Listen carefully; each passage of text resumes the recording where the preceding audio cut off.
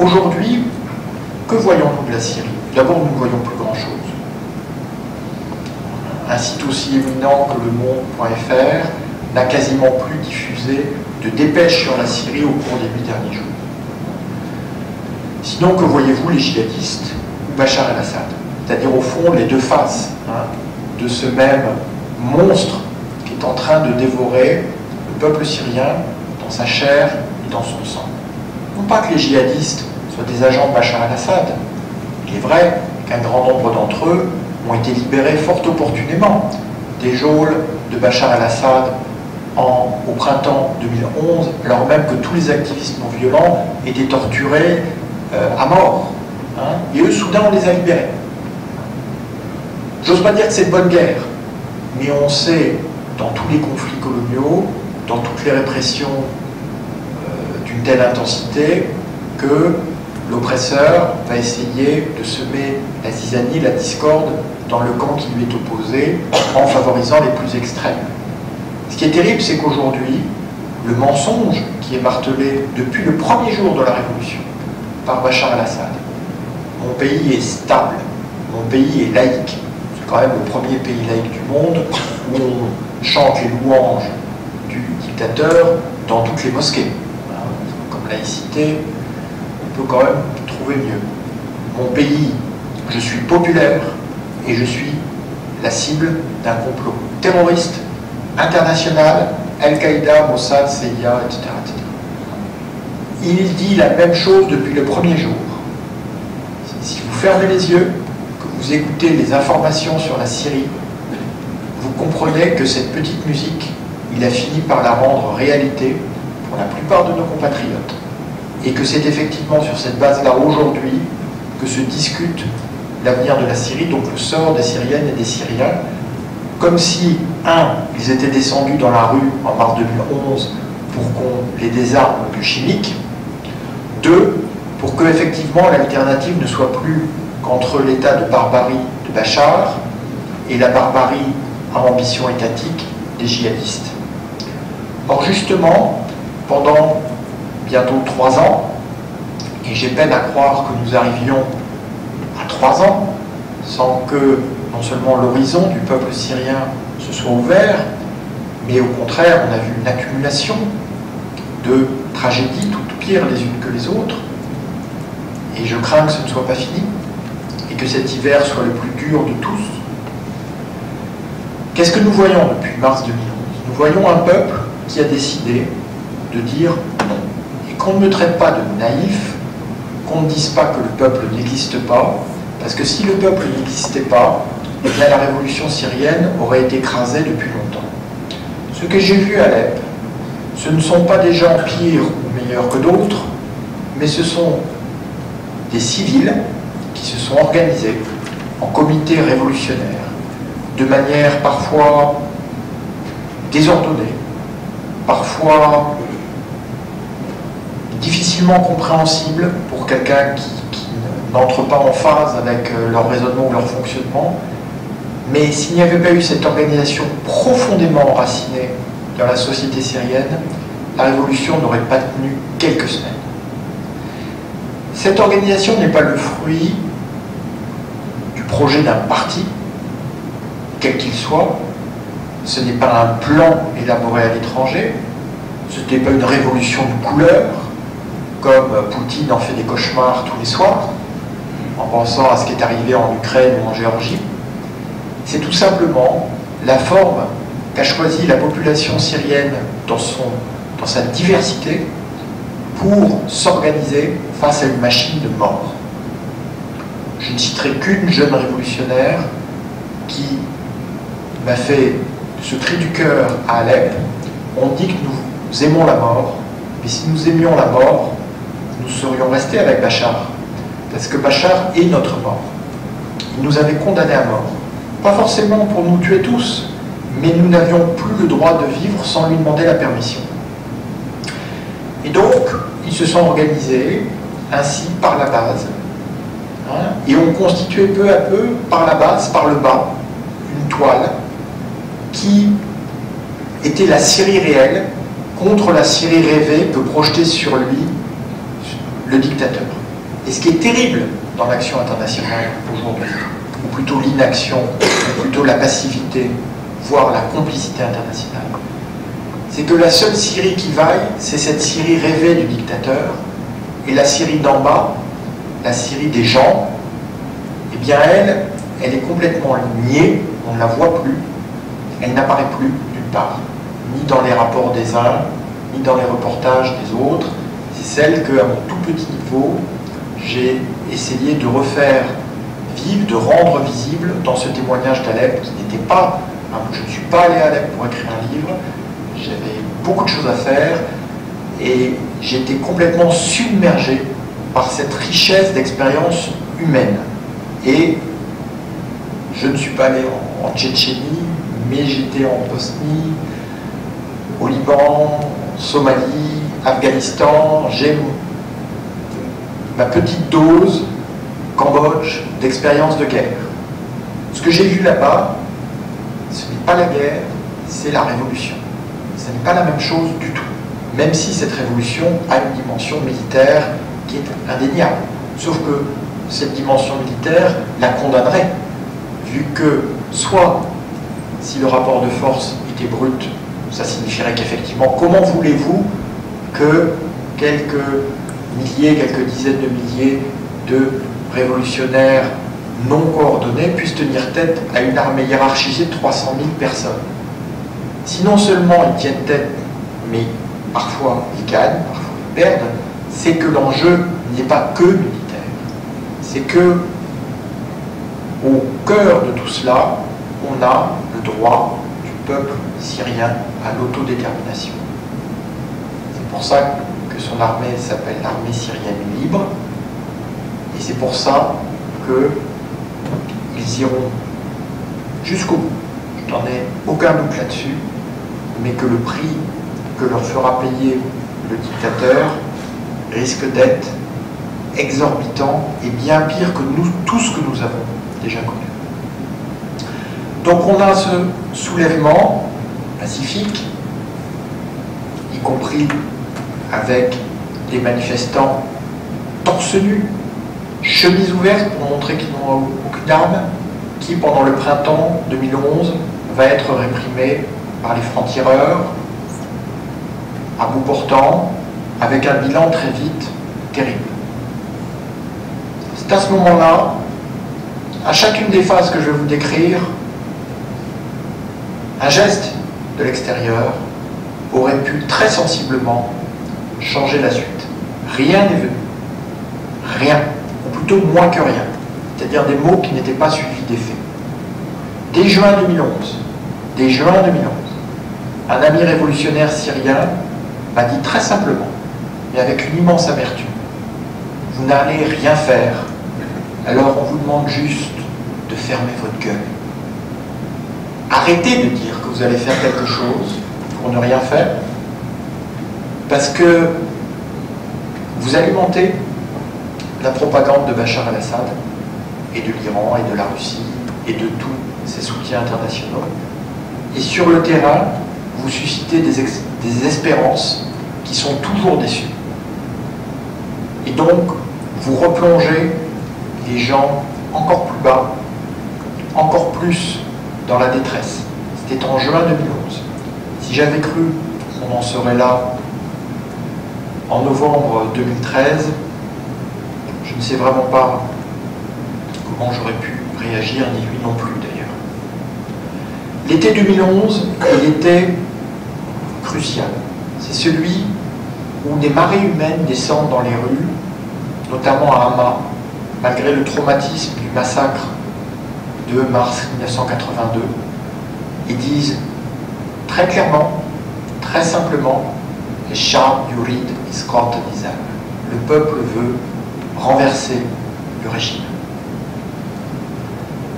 La riposte va être effroyable pendant le mois de Ramadan, qui est censé être un mois de paix, et va se traduire par la reprise des villes, de Latakia, de Hama, de Deir ez-Zor, par l'artillerie légère et les blindés légers. Mais avec l'entrée en jeu pour la première fois, ce que jamais le père de Bachar el-Assad n'avait fait au plus fort de sa propre guerre de 1980-82, par l'entrée en action massivement des shabiha, c'est-à-dire des milices qui sont payées, mais qui surtout ont droit de tout sur les populations sur lesquelles on les jette. Et je crois que je n'ai pas besoin de détailler. Donc ce que fait, de même que Bachar el-Assad par rapport à Hafez el-Assad, était passé d'un socialisme arabe, qui était ce qu'il était, où il y avait un minimum de répartition au profit des couches les plus défavorisées, notamment dans la paysannerie. Eh bien, Bachar était passé de ce système à la privatisation, à la libéralisation, qui voulait dire en clair qu'on prenait les entreprises d'État et on les filait à son cousin, ce qui permettait à des fortunes colossales d'être établies. J'ai vu des missionnaires de telle ou telle institution dont vous devinerez les sigles dire mais c'est formidable, en Syrie on a maintenant 12 banques privées, je dis oui 9 avec participation majoritaire du cousin du président. Elle n'est pas belle la libéralisation? Et de même qu'on a eu cette libéralisation en trompe-l'œil, de même on a une privatisation de la violence par un développement aux côtés de l'armée de ces unités de shabiha qu'on appelle, pour leur faire plaisir, forces de défense populaire ou que sais-je, qui sont des voyous, des gangsters, qui généralement arrivent d'ailleurs, qui sont tatoués comme les yakuza, et qui généralement arrivent des gangs de trafic de drogue dont elles étaient les gardes du corps, les milices privées. Et donc, c'est plus l'armée d'Assad qui se bat. D'ailleurs, au sein de l'armée, ils ont tellement peur des dissidences qu'il y a entre 15 et 30 000 militaires d'élite, entre guillemets, qui se battent uniquement. Mais ce sont ces milices qui vont faire franchir un nouveau degré à la terreur. À l'automne 2011, cette révolution va coopter à l'extérieur une direction, le Conseil national syrien, dans des conditions qui sont très propres à cette révolution. C'est-à-dire qu'ils nomment des représentants pour que ces représentants se chargent du monde extérieur et qu'eux continuent la révolution. Un peu pour se décharger d'une fonction régalienne qu'ils voient plus comme un mal inévitable que comme un privilège. Même chose, ils vont constituer des groupes d'autodéfense, notamment pour protéger les manifestations, qui vont peu à peu se coaliser dans une armée syrienne libre. Non pas qu'ils idéalisent cette armée, mais parce qu'il faut bien quelqu'un pour les défendre. Je n'ai jamais vu, comme en Syrie, un rapport aussi désacralisé aux combattants. Le combattant, c'est bien, on en est fier, il prend des risques, mais il ne faudrait quand même pas qu'il se croie tout permis, et surtout pas qu'il se comporte comme les milices du dictateur. J'ai même vu cet été des graffitis très explicites sur les murs d'Alep, là où on brisait les armes, on brisait une Kalachnikov avec en sous-titre « Après la Révolution, nous les briserons toutes », et l'autre avec le drapeau aux 3 étoiles de la Révolution, et ce slogan « La Révolution est pour tous, pas pour les révolutionnaires ». Donc, une très grande maturité politique qui est directement la conséquence de la barbarie du régime. Si une fausse erreur politique, si un raisonnement erroné sur le plan politique peut vous coûter la vie, je peux vous dire que la conscience politique se développe très vite, très très vite. Ce qui ne veut pas dire qu'on rentre dans un parti. On est dans le comité révolutionnaire de son quartier, civil ou militaire,